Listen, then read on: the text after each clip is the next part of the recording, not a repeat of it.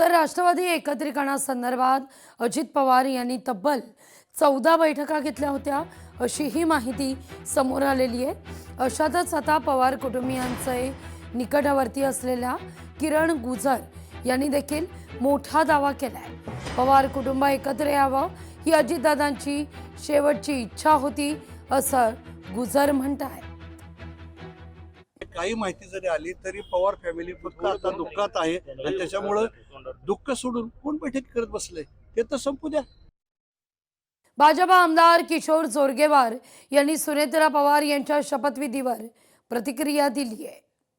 मला बोलवण्यात आलेलं नाहीये। मला सूचना काल काही झाला त्याच्यामध्ये कळलं की आज शपथविधी होऊ शकतो। निश्चितपणे पवार कुटुंबाचं एक वेगळं महत्त्व आहे। त्यातल्या त्यात अजितदादांचं माझ्या जीवनामध्ये एक वेगळं असं महत्त्व आहे। दादांनी अनेकदा मला मदत केलेली आहे माझ्या राजकीय जीवनामध्ये।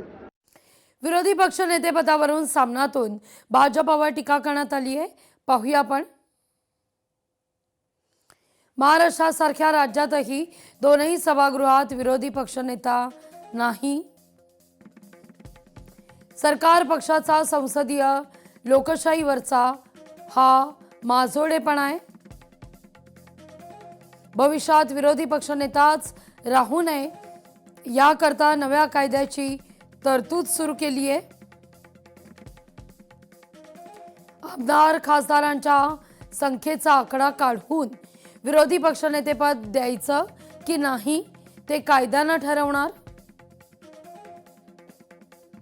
प्रजासत्ताक दिनी राष्ट्रीय परेडमध्ये राहुल गांधी खरगेंना मागच्या रांगेत बसवलं।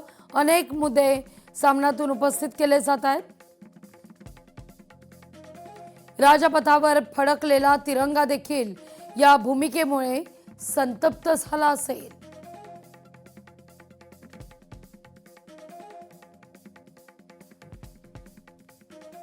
बातमी झेडपी निवडणुकीची आहे। राज्यात झेडपीच्या निवडणुकीची रणधुमाळी।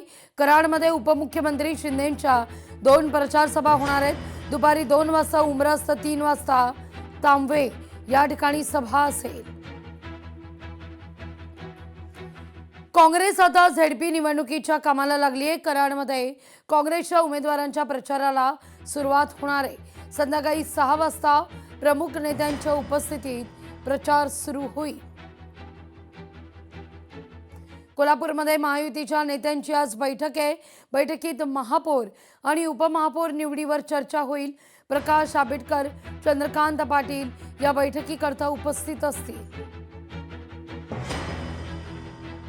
तर तिथं जालन्यातही भाजपची महत्त्वाची बैठक आहे।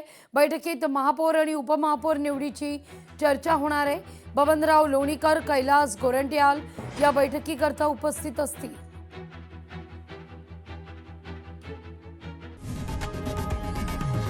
लोकशाही मराठी ऐका, पहा, जागरूक रहा।